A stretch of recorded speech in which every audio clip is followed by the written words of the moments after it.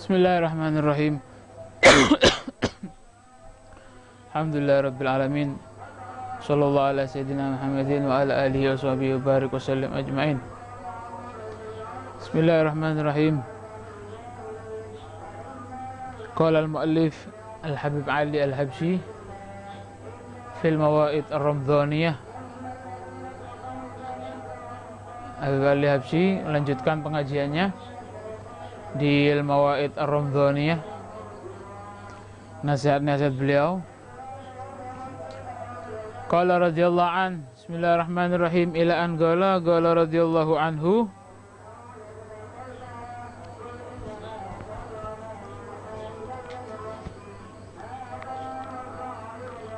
jahidu anfusakum ala al-amali salih. Katanya Habib Ali Habsyi, jahidu anfusakum ala al-amali salih. Shu mashi athgal ala nafas al-adawah min al-amali salih. Jahidu, katanya Habib Ali Habsyi, jahid, usahakanlah, mujahadahlah, berusahalah dirimu, bawalah dirimu untuk berusaha untuk selalu memperbanyak amal soleh, katanya Habib Ali Habsyi.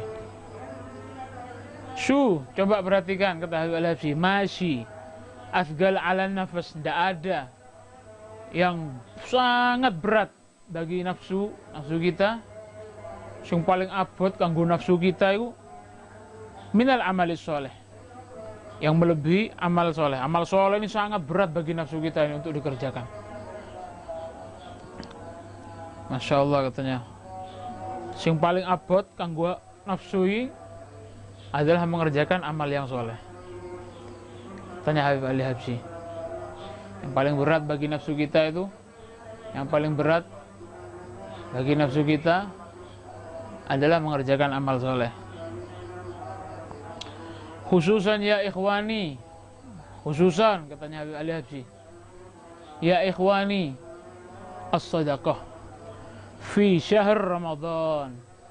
Lebih-lebih sedekah, katanya Habib Ali Habsyi, lebih-lebih sedekah, lebih-lebih di bulan Ramadan. Sangat berat itu dikerjakan, katanya beliau.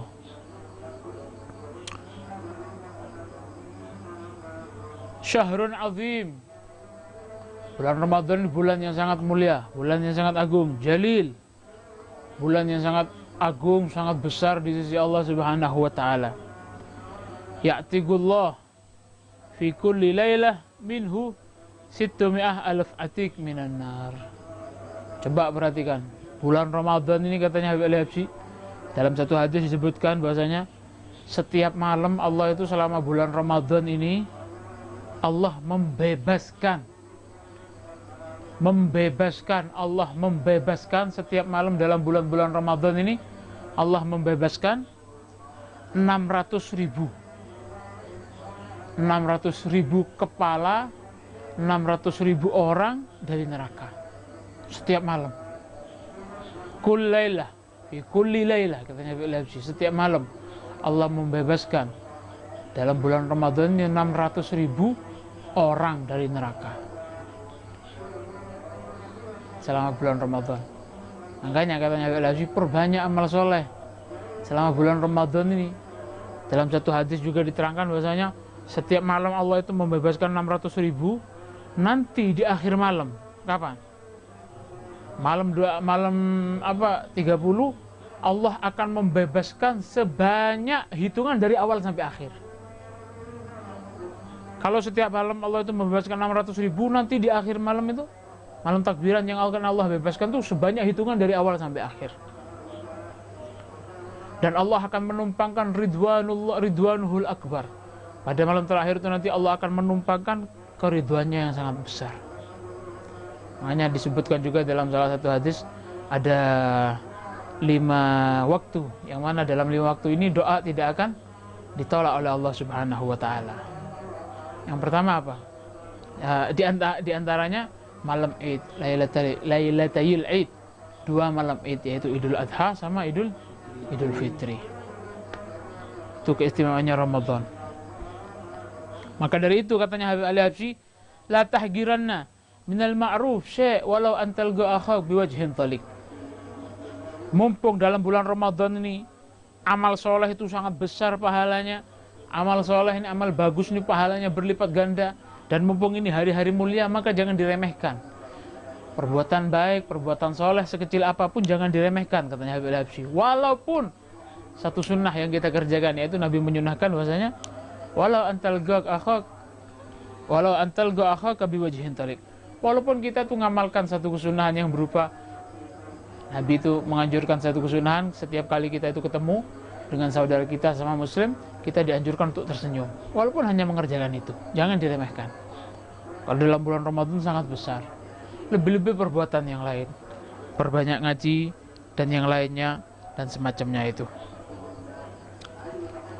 Masya Allah. Perbanyak sedekah, katanya Habib Al-Habsyi. Lebih-lebih dalam bulan Ramadan nih. Sedekah ini sangat azim, sangat besar pahalanya, lebih-lebih dalam bulan ini. As-sadaqah thawabuha kabir jam. Sedekah itu pahalanya sangat besar sekali. Sangat besar sekali, katanya wa yablughu bihal insan darajat aliyah. Ada kalanya seseorang itu bisa sampai pada derajat yang sangat tinggi gara-gara dengan mengerjakan sedekah. Banyak orang tuh yang sampai punya derajat yang sangat tinggi gara-gara sedekah yang dikerjakan, lebih-lebih dalam bulan Ramadan. Jadi seperti itu. Masya Allah. Wa khususan fi hadzal waqti syadid. Khususan di waktu-waktu yang sangat parah ini, katanya Habib Al-Habsyi. Zaman beliau mungkin pada waktu itu waktunya waktu zaman yang sulit mungkin lagi, karena di Hadramaut dari dulu ya sulit, keadaannya itu sulit. Lebih-lebih zaman yang sulit, lebih-lebih bulan Ramadan, katanya Habib Al-Habsyi. Masya Allah. Ada satu kisah disebutkan bahasanya ada sepasang keluarga suami istri yang miskin. Kalau tidak salah di zamannya salah satu nabi, pokoknya salah satu nabi pada zaman itu ada keluarga yang sangat miskin, puluhan tahun. Kalau bukan Nabi Musa, Nabi siapa gitu lupa saya. Sepasang keluarga ini miskin, puluhan tahun miskin. Suatu ketika akhirnya suami istri ini sowan sama nabinya itu, datang ke nabinya minta tolong, ya Nabi Allah, tolong mintakan kepada Allah Subhanahu wa Ta'ala, saya ini sudah berpuluhan tahun saya ini hidup miskin. Katanya. Saya pengen merasakan hidup enak walaupun sebentar, katanya. Katanya sepasang keluarga ini matur atau lapor sama nabinya. Akhirnya ya coba saya munajat dulu kepada Allah Subhanahu wa Ta'ala. Nyala Nabi itu masuk ke tempat uzlahnya, ente besok balik lagi ke sini, katanya. Ya wes. Sudah uzlah Nabi, doa. Terus ngomong, ya Allah, tadi ada sepasang suami istri datang, ya Allah. Datang, mereka minta satu permintaan. Karena mereka itu sudah puluhan tahun hidup dalam keadaan miskin, ya Allah.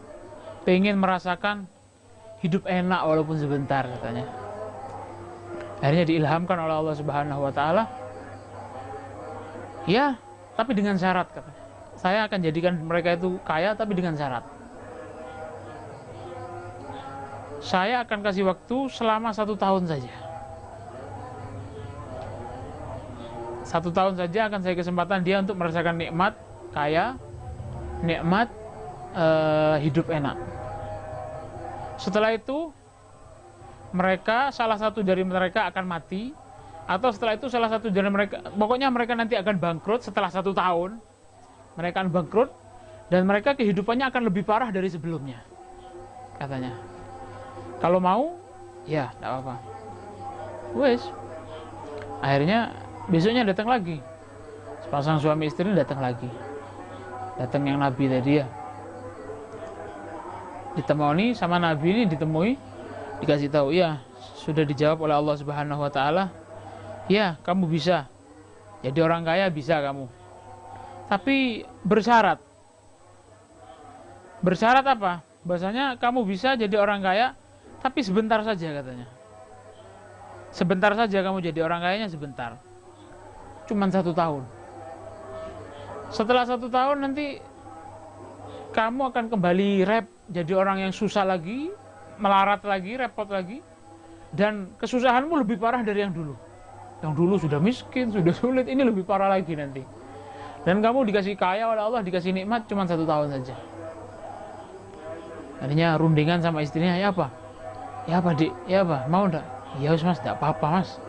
Sekali-kali, masa kita sudah puluhan tahun misalkan. Terus salah satu dari kalian ada yang mati nanti katanya. Nah iya kan gitu kan tadi. Ya enggak apa-apa sudah mas. Kalau saya yang mati, ya wis tolong diridhoi. Kalau mas yang mati nanti pokoknya kita pernah merasakan hidup bahagia bersama. Ya khair. Ya Nabi, enggak apa-apa Nabi. Ya wis didoakan sama Nabi itu. Didoakan, setelah didoakan pulang dia. Pulang. Subhanallah, berangsur-angsur. Anggaplah mungkin misalkan itu terjadi pada tanggal 1 Muharram ya. Berarti nanti terakhir tanggal berapa? 29 Dzulqa'dah. Ya kan? 29 Dzulqa'dah. Terus pulang. Semenjak pulang dari situ ada saja rezeki. Mulai melaku, mulai toko umay Nabi ku ono ae rezeki. Oleh iki, oleh sampai sebulan. Subhanallah, sebulan dia itu ternyata sudah dapat celengan banyak, ada saja kerjaan, tender atau apa, dapat kerjaan, sehingga dia jadi orang yang kaya. Terus dikembangkan kekayaannya, hasil sebulannya itu dikembangkan. 2 bulan dia sudah jadi kaya raya. Bulan ketiga dia sudah jadi miliarder, kaya guys. Sampai dia tuh punya kambing ribuan, unta ratusan, kebun kurma hektaran. Bulan keempat dia paling kaya. 1 kota, pokoknya anggaplah 1 provinsi, paling kaya dia sudah. Melimpah. Emasnya di lemarinya itu banyak, fulusnya banyak, kurmanya panennya bagus-bagus, untanya dijual susunya bagus, kambingnya dan semua ternaknya sukses semua, pokoknya bagus. 4 bulan didoakan tadi sama Nabi, dan itu dari Allah Subhanahu Wa Taala. Nabi itu ngawasi, setiap hari Nabi itu semenjak hari pertama ngawasi. Ya Allah, kasihan ya nanti pasti kaya dia, karena Allah sudah menjawab iya, pasti kaya. Ya Allah kasihan, tapi nanti salah satu dari mereka itu mati. Bayangkan nanti pas di tengah puncak nanti tiba-tiba mati, langsung hancur semuanya, langsung bangkrut dan lebih miskin atau lebih sulit daripada kehidupannya dulu masa-masa miskin. Nabi setiap hari semakin kasihan Nabi ini. Ya Allah kasihan, ya Allah tolong ya Allah. Tidak bisa ya Allah. Tidak ada jawaban lagi dari Allah. Sampai bulan kelima, istrinya ini sama suaminya ini diem ketika sudah merasakan kenikmatannya. Tiba-tiba ngobrol. Dek, ya apa dek, katanya suami. Kita kan ini masa kita kaya ini cuma 1 tahun. Dan kita ini salah satu dari kita ada yang mati nanti. Iya, masih apa? Ya wis dek, ayo dek, ya apa? Ayo kita gunakan kesempatan ini, mumpung masih ada kesempatan ini, kita gunakan kebaikan. Ya, iya masih apa mas? Ya wis. Akhirnya dia tuh punya tanah banyak kan ya. Tidak punya anak. Kalau punya anak mati ada ahli warisnya nanti. Tidak punya anak. Akhirnya dia beli tanah besar di pinggir jalan. Dia niat mau bikin Baitud Dhiyafah. Rumah yang dia persediakan untuk nanti ada musafir lewat, orang lewat istirahat, dikasih minum, dikasih makan, dikasih bekal, dikasih sangu, dikasih makanan, suruh bawa pulang. Baitud Dhiyafah itu kan di Arab banyak seperti itu. Rumah singgah, rest area, bahasanya kita sekarang rest area. Tapi rest areanya full fasilitas dan gratis.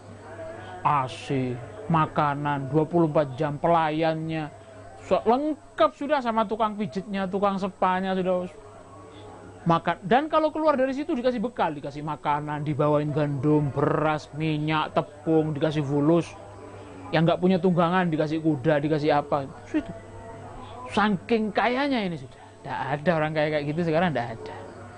Saking kayanya itu, penghasilannya itu triliunan misalkan ya kalau zaman sekarang. Awalnya dia bikin kecil, berapa meter gitu, ada 2 pintu. Ternyata semakin banyak. Senang, karena dia tuh ngelihat setiap kali orang keluar dari tempat itu senang, tersenyum. Ya Allah, senang ya kita bantu orang. Ingat masa-masa dulu miskin. Ya Allah. Akhirnya dia bertekad langsung bikin tempat lebih besar lagi. 7 pintu. Yang tadi cuma 2 pintu, langsung bikin 7 pintu. Gedungnya diperluas. Sampai setiap hari dia tuh nyembelih tidak kurang dari 300 kambing. Untuk nyuguhi makan untuk setiap orang yang riwa-riwi berhenti itu, belum sangunya, sangu makannya itu. Setiap hari. Sampai lupa dia. Dan itu masuk tahun keempat, tinggal 6 bulan. Masuk bulan keempat kan, tinggal 6 bulan. Lupa bahwasanya hidupnya dia itu tinggal 6 bulan, masa kekayaannya ini tinggal 6 bulan. Saking sibuknya senang infak gitu, bisnisnya itu lupa, penghasilannya tambah banyak, tidak tahu, dia pokoknya senang sedekah, sudah sedekah, infak. Terus, sampai bulan ke-9. Sampai bulan ke-9, lupa. Nabi ini datang menziarahi orang ini. Ya apa kabarnya? Alhamdulillah, Masya Allah, Nabi datang.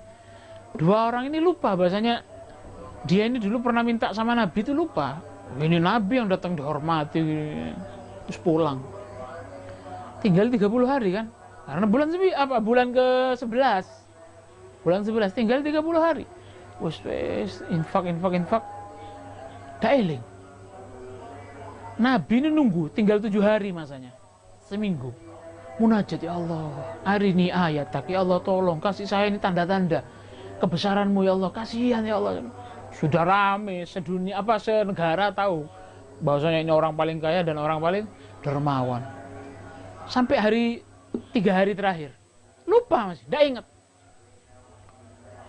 Sudah sampai berapa berarti? 11 bulan 27 hari. Nabi ini drodok Nabi. Wedi kepikiran, ya apa ini keadaannya? Ditunggu, tapi sudah apa yang Allah tentukan pasti terjadi. Ditunggu 2 hari. Ditunggu. Kok nggak ada tanda-tanda orang ini mau mati? 1 hari. Bingung Nabi ini.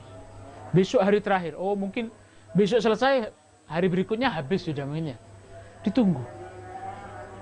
Pas 1 tahun. 29 Dzulqa'dah sudah lewat, besoknya 1 Muharram. Ditunggu, nggak ada apa-apa. Mungkin proses ya. Masuk langsung hilang itu, langsung miskin lagi, langsung mati, tidak. Ditunggu sebulan, 2 bulan, 3 bulan. Tidak ada tanda-tanda berangsur jelek, tidak ada tanda-tanda turun, statistik kekayaannya nggak turun, tetap normal, bahkan bikin rumahnya tambah besar lagi. Sampai diterangkan sampai 40 pintu. Ditunggu sampai setengah tahun. Setelah setengah tahun dipanggil sama Nabi. Setelah setengah tahun Nabi ini munajat. Nangis tengah malam, tadarruk, ya Allah, gini ya Allah. Saya tidak meragukan kekuasaanmu ya Allah, tapi saya bingung di sini ya Allah. Sedangkan kalau kamu berjanji, apa yang kau tentukan tidak mungkin melenceng, katanya. Akhirnya diilhamkan oleh Allah. Ya Nabi, wahai kekasihku, kamu tahu enggak? Saya memang ngasih jatah mereka 1 tahun. Paham? 1 tahun kan jatahnya dia. Kamu tahu enggak? Sampai sekarang, sampai 1,5 tahun kok enggak mati-mati orang itu. Kok tetap saja? Kamu tahu enggak apa sebabnya? Enggak ya Allah, sampean yang maha tahu. Terus Allah jawab, hei Nabi, saya ini malu. Aku malu. Masa aku mau kalah sama hambaku yang 1 itu? Maksudnya apa ya Allah? Saya malu, saya tidak mau kalah sama dia. Saya membuka 1 pintu rezeki bagi mereka berdua kan ya? Iya kan? Bagi mereka 1 keluarga. Saya buka 1 pintu rezeki bagi 1 keluarga itu.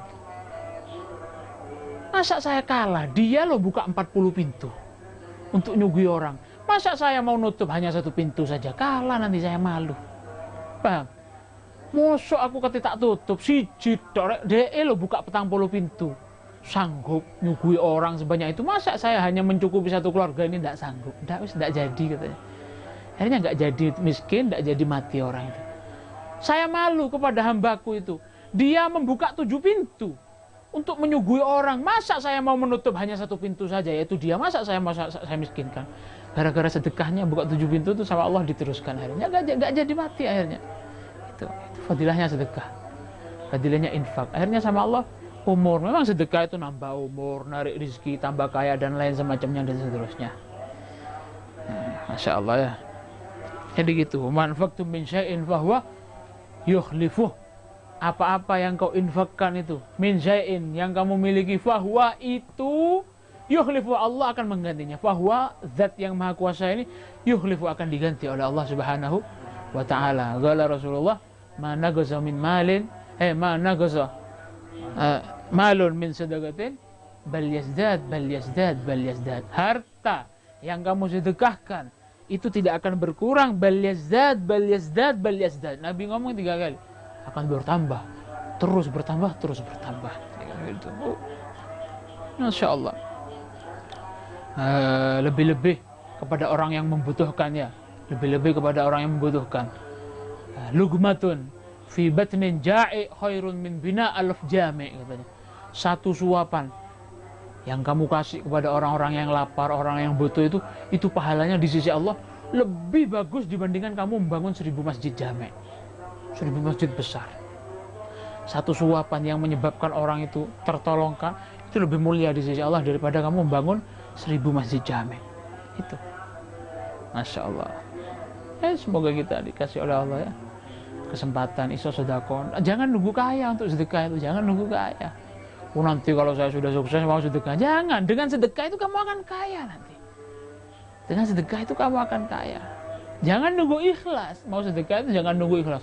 Nanti Habib kalau ikhlas ya, jangan. Ikhlas. Sedekah. Terus sedekah terus nanti ikhlas sendiri nanti. Habib sedikit saja Habib, yang penting ikhlas. Lah itu salah itu. Ada kaidah biasanya orang itu punya prinsip, tidak apa-apa walaupun sedikit, yang penting ikhlas. Kalau nanti mau berbuat baik itu tidak apa-apa yang banyak walaupun tidak ikhlas. Kalau sedekah ya, lebih baik banyak walaupun tidak ikhlas, karena manfaatnya lebih banyak nanti. Mungkin dengan itu walaupun kamu berat nanti akhirnya ikhlas. Yang penting ikhlas sedikit saja. Kayaknya lebih baik banyak walaupun tidak ikhlas ya. Gitu. Urusan ikhlas itu urusan inti sama Allah nanti kan. Tapi urusan inti mengeluarkan nominalnya itu berapa, itu yang akan manfaat sama orang nanti. Gak apa-apa, yang penting ikhlas walaupun 10.000, tidak apa-apa, lebih baik 1 juta walaupun tidak ikhlas. Tak apa-apa tidak ikhlas, yang penting banyak nominalnya. Jadi untuk sedekah itu gitu. Al-ulfah. Sayyidil Habib Umar tuh pernah ditanya suatu ketika, ya Habib, apa caranya khusyuk supaya ikhlas, supaya enak ketika ngerjakan baik itu? Ya apa ya Habib? Al-ulfah bitta'alluf, katanya Habib. Habib Umar pernah ditanya, al-ulfah, kamu bisa merasakan senang ketika ibadah atau dalam hal lain itu, merasakan enak. Bitta'alluf, harus dienak-enakkan, harus dipokso enak. Ta'alluf, dipokso. Tak enak, tak senang sholat tahajud, dipokso, suwe-suwe, senang kok. Tak poso, hari pertama ada enak, hari 10, biasa sudah. Hari 15 biasa sudah. Jadi gitu. Bitta'alluf. Jadi seperti harus dipaksa. Masya Allah.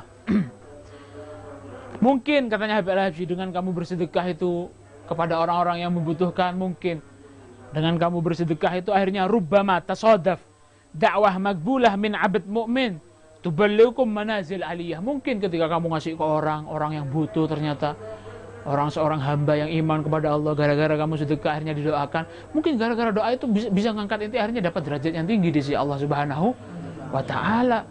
Iya, doanya orang yang senang, orang yang butuh, orang miskin, Masya Allah, tidak ditolak oleh Allah Subhanahu wa ta'ala.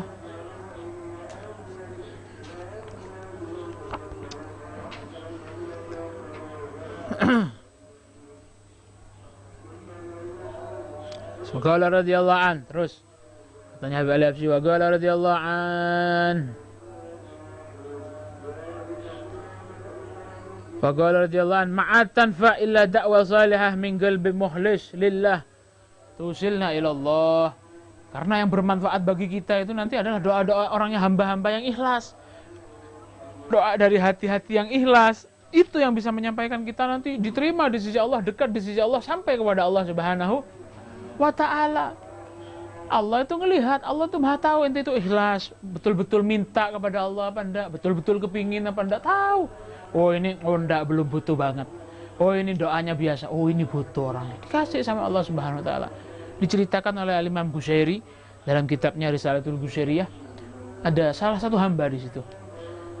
Ada salah satu hamba itu kullama da'a, setiap kali hamba itu berdoa kepada Allah, a'radallah anhu.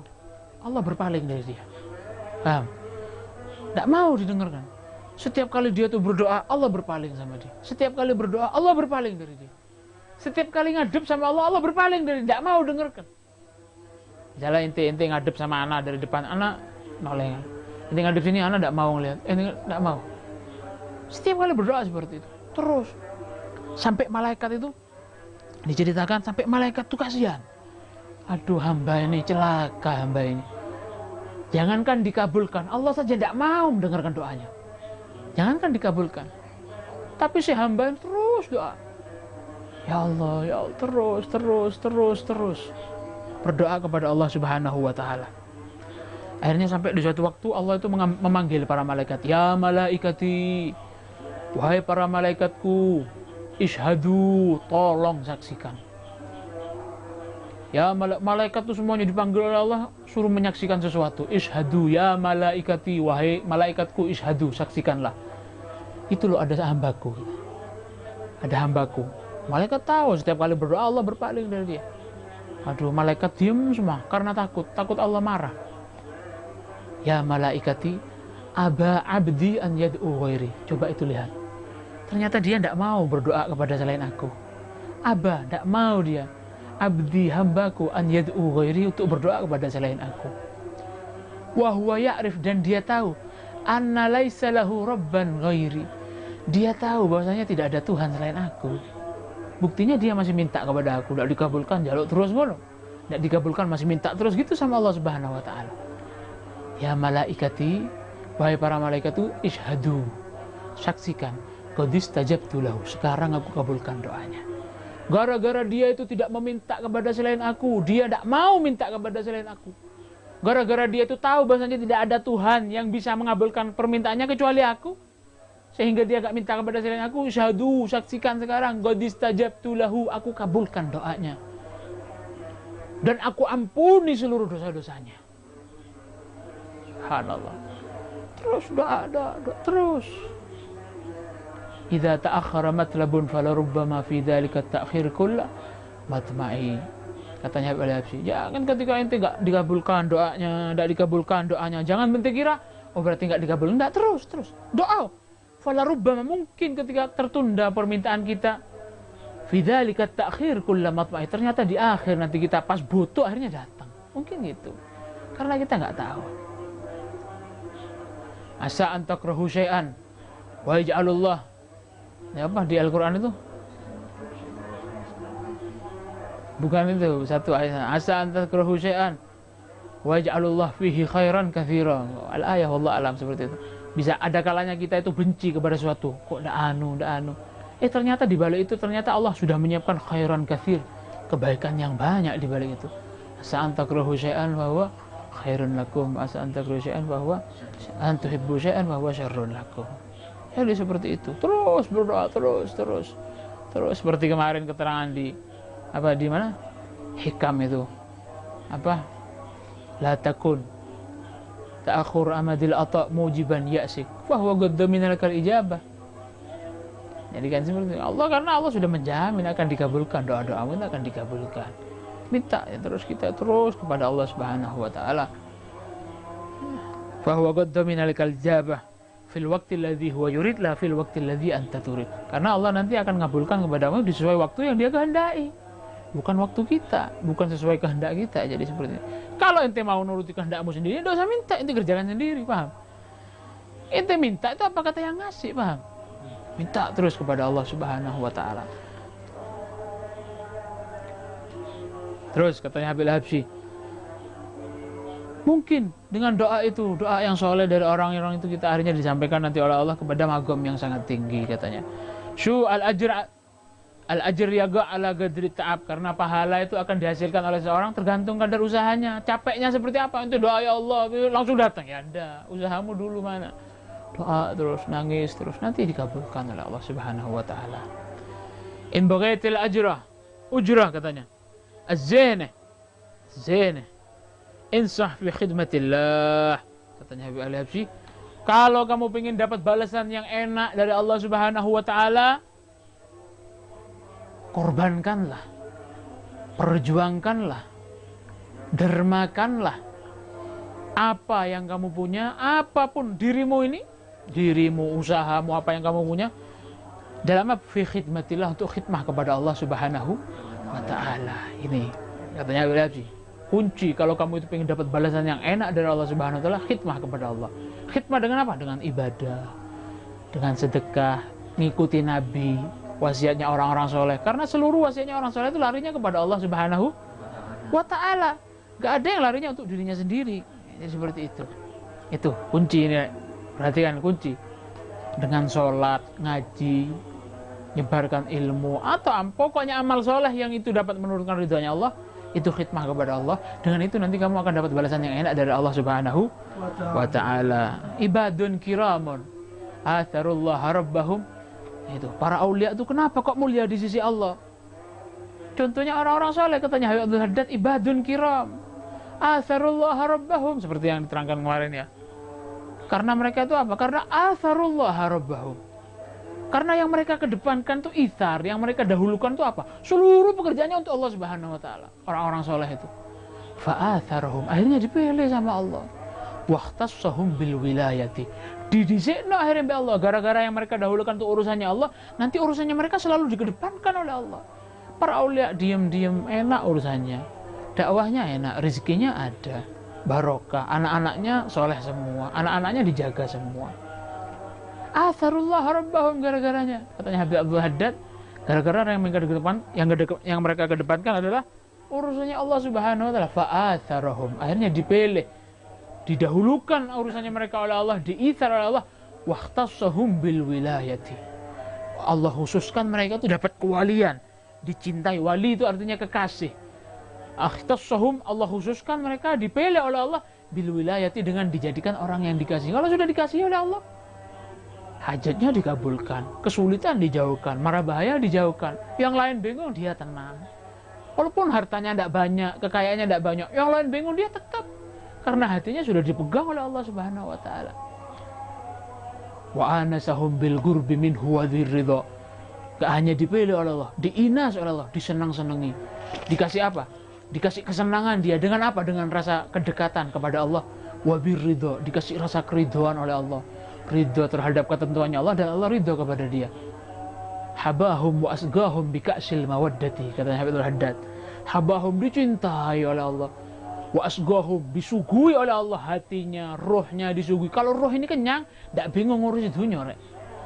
Wa asgahum, dicekoki terus oleh Allah, dikasih minum terus oleh Allah, bika'sil mawaddati, dengan minuman-minuman kasih sayang. Kuncinya satu, kedepankan urusan Allah, maka kamu akan dapat seperti itu nanti. Radhiyallahu anhum ajma'in. Wallahu a'lam bishawab. Al-Fatihah.